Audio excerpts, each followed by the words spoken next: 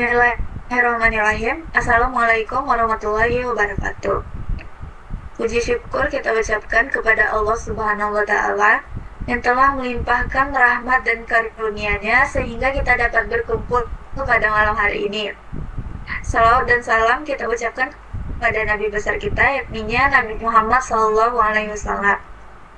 Sebelumnya kami ucapkan terima kasih kepada dosen pengampu kami, yaitu Bapak Rizky Syafril, yang telah mengizinkan kami untuk menyampaikan laporan hasil observasi kelompok kami. Pada kesempatan kali ini, kami akan menyampaikan dua jenis usaha yang telah kami observasi, yaitu usaha ubi bakar Cilembu dan usaha coklat Cenger. Sebelumnya, perkenalkan saya Alisa Humaira dan rekan saya Tolibul Asbi. Baiklah, pada kesempatan kali ini saya akan menyampaikan hasil observasi terkait usaha ubi bakar Cilembu. Yang pertama yaitu apa jenis dari usaha tersebut. Ubi bakar Cilembu termasuk jenis usaha kuliner atau makanan.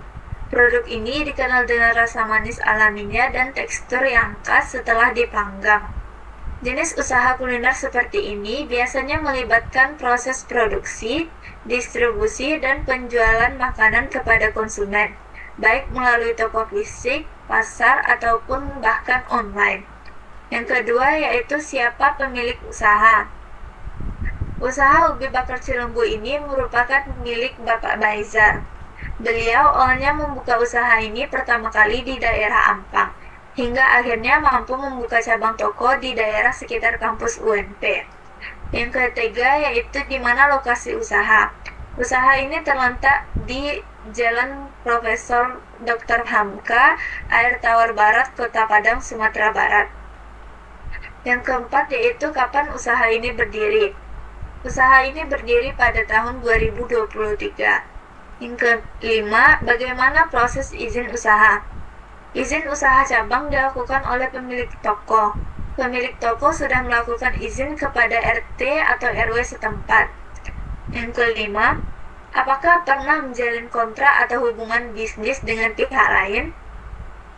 Tidak ada kontrak dengan karyawan, seperti jaminan tidak ada. Tetapi ketika ada musibah salah satu dari karyawan tersebut, pemilik usaha akan membantu. Di toko ini tidak ada perbedaan antara karyawan ataupun bos, melainkan sistem kekeluargaan. Untuk kontrak kerja, karyawan tidak ada yang terikat kontrak. Selanjutnya yaitu yang ketujuh, bagaimana usaha melakukan proses pendaftaran. Usaha ini sudah terdaftar. Mendaftarkan usaha ini secara online yang dimana dimulai dari melaporkan kepada RT atau RW dan mengikuti prosedur yang disuruh oleh RT atau RW tersebut. Yang kedelapan, apakah pernah terlibat dengan usaha sekitar? Yaitu tidak pernah terlibat konflik dengan usaha sekitar. Selanjutnya yang kesembilan, bagaimana omset penjualan?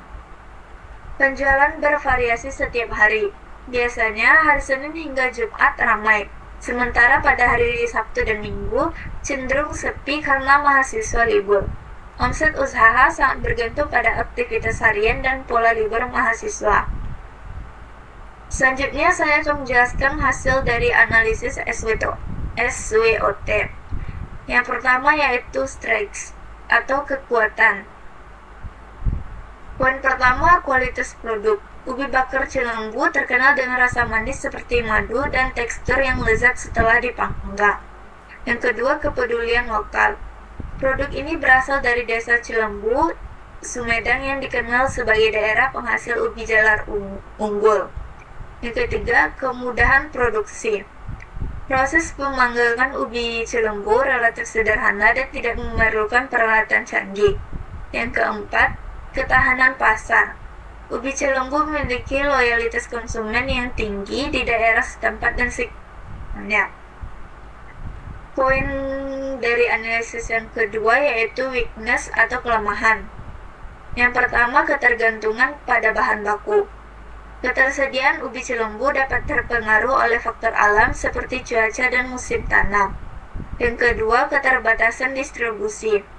Usaha ini mungkin menghadapi tantangan dalam memperluas distribusi ke pasar yang lebih luas. Yang ketiga, kenaikan harga bahan baku. Biaya produksi bisa meningkat jika harga bahan baku ubi Cilunggu naik. Yang keempat, tingkat persaingan. Ada banyak produsen ubi bakar dan produk olahan ubi lainnya di pasar. Poin ketiga dari analisis tersebut yaitu opportunity atau peluang. Yang pertama, peningkatan permintaan. Meningkatnya kesadaran konsumen terhadap produk lokal dan sehat dapat meningkatkan permintaan. Yang kedua, diversifikasi produk. Meningkatkan variasi produk seperti ubi bakar dengan rasa yang berbeda atau produk olahan lainnya. Yang ketiga, pemasaran digital.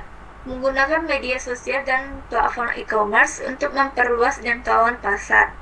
Yang keempat, kerjasama dengan pemanggang lain, yaitu bekerjasama dengan pemanggang lain untuk memperluas distribusi dan memperoleh peluang pasar yang lebih besar. Analisis yang keempat yaitu threats atau ancaman. Poin yang pertama, perubahan selera konsumen. Konsumen mungkin lebih mencari produk yang lebih inovatif atau beragresi dengan bahan baku yang berbeda. Yang kedua, krisis ekonomi. Kondisi ekonomi yang tidak stabil dapat mempengaruhi daya beli konsumen dan penjualan produk. Yang ketiga, regulasi pangan. Perubahan regulasi terkait kesehatan dan keamanan pangan yang harus dipatuhi. Poin keempat, persaingan yang semakin ketat. Munculnya pesaing baru dengan produk yang lebih menarik dapat mengancam pangan pasar. Baiklah, sekian yang dapat saya jelaskan dari hasil observasi kami. Selanjutnya yaitu usaha coklat Cenger yang akan dijelaskan oleh rekan saya yaitu Tholib. Kepada Tholib dipersilahkan. Baik, terima kasih moderator. Usaha kedua adalah usaha coklat Cenger.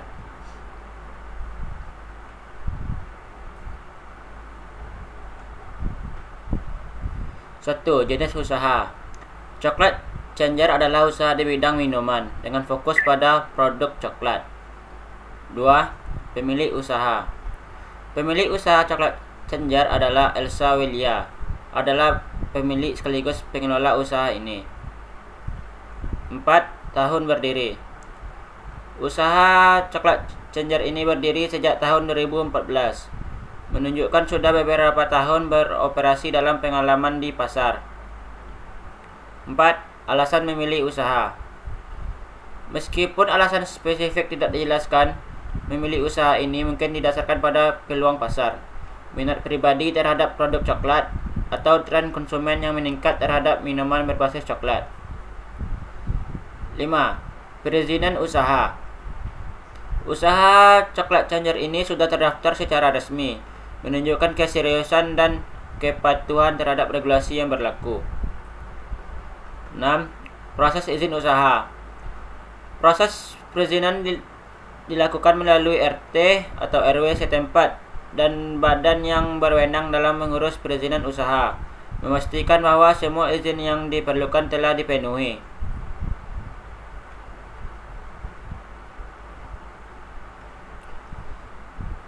7. Kontrak dengan pihak lain. Saat ini, coklat Cenger tidak menjalin kontrak dengan pihak lain, baik tertulis maupun tidak. Ini menunjukkan bahwa usaha ini mungkin berjalan secara independen tanpa kemitraan formal. 8. Konflik dengan usaha sekitar. Usaha ini tidak pernah terlibat konflik dengan usaha sekitar, mencerminkan hubungan yang baik dengan lingkungan bisnis lokal. 9. Hubungan bisnis dengan distributor atau supplier. Coklat Cenger tidak menjalin hubungan bisnis dengan distributor atau supplier tertentu. Ini bisa berarti mereka langsung mendapatkan bahan baku dari produsen atau pasar lokal. 10. Ciri khas usaha.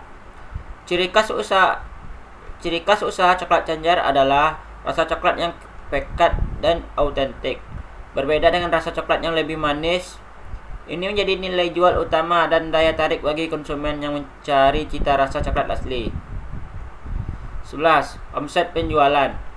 Omset penjualan tidak selalu stabil dan dapat mengalami penurunan, terutama sejak pandemi. Penjualan juga bergantung pada kondisi cuaca harian, dengan hari Senin hingga Jumat cenderung lebih ramai dibandingkan Sabtu dan Minggu karena liburnya mahasiswa.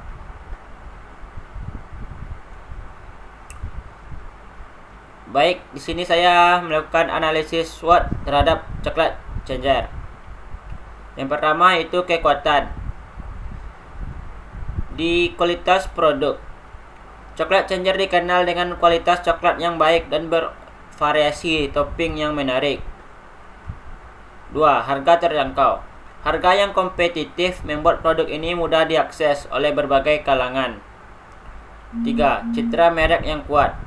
Coklat Challenger telah membangun reputasi yang baik di pasar dengan branding yang menarik dan unik. 5. Lokasi strategis.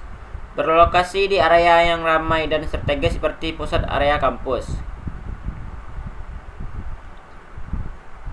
5. Inovasi produk. Menawarkan variasi produk yang kreatif dan inovatif yang menarik minat konsumen. Analisis SWOT yang kedua itu kelemahan. 1. Ketergantungan pada bahan baku. Kualitas dan ketersediaan bahan baku yang berfluktuasi dapat mempengaruhi kualitas produk. 2. Stabilitas terbatas. Sebagai usaha kecil mungkin memiliki keterbatasan dalam hal ekspansi dan distribusi. 3. Tingkat persaingan tinggi. Banyak pesaing dengan produk serupa di pasar minuman coklat. 4. Sumber daya terbatas. Terbatasnya sumber daya manusia dan finansial untuk ekspansi dan promosi yang lebih luas.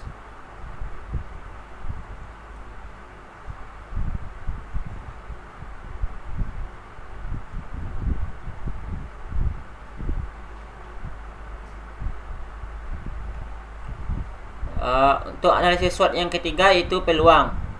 1. Ekspansi pasar. Potensi untuk membuka cabang baru di kota-kota lain atau memperluas jangkauan pasar melalui kemitraan. 2. Tren kesehatan. Mengembangkan varian produk yang lebih sehat seperti minuman coklat yang rendah gula atau dengan tambahan nutrisi. 3. Pemasaran digital. Memanfaatkan media sosial dan platform digital untuk promosi dan pemasaran yang lebih efektif. 4. Kerjasama dengan influencer. Bekerja sama dengan influencer atau selebritis untuk meningkatkan visibilitas dan daya tarik produk. 4. Inovasi produk baru. Terus mengembangkan produk baru yang sesuai dengan tren pasar dan preferensi konsumen. Analisis selanjutnya itu ancaman. 1. Perubahan selera konsumen. Perubahan tren dan preferensi konsumen dapat mempengaruhi permintaan terhadap produk. 2. Krisis ekonomi. Ketidakpastian ekonomi dapat mempengaruhi daya beli konsumen dan penjualan produk. 3. Regulasi dan kepatuhan. Adanya perubahan regulasi terkait kesehatan dan keamanan pangan yang harus dipatuhi. 4. Persaingan yang semakin ketat. Munculnya pesaing baru dengan inovasi produk yang menarik dapat mengancam pangsa pasar.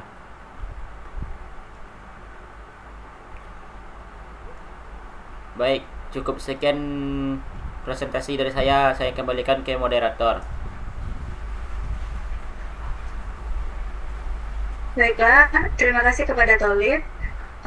Sekian hasil dari laporan observasi kami. Apabila ada salah dan kurang, kami mohon maaf. Saya akhiri. Assalamualaikum warahmatullahi wabarakatuh.